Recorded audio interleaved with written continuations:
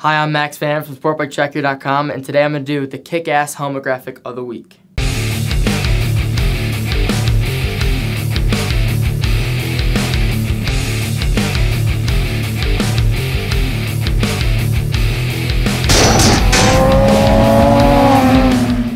So now we're going to start with opening up my Fly Racing helmet garage, and here's my new 2020 race season helmet.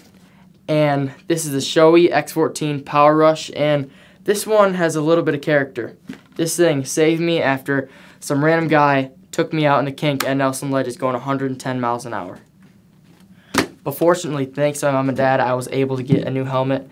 And I just love this helmet because it looks super dope in a picture, and honestly, I've never seen any other rider out on the track wearing one. And I just want to give a big thanks to all of our customers as you guys are watching, because that's why I was able to get this new helmet. And a big thank you to Shoei for protecting my noggin. And I'll see you guys next time.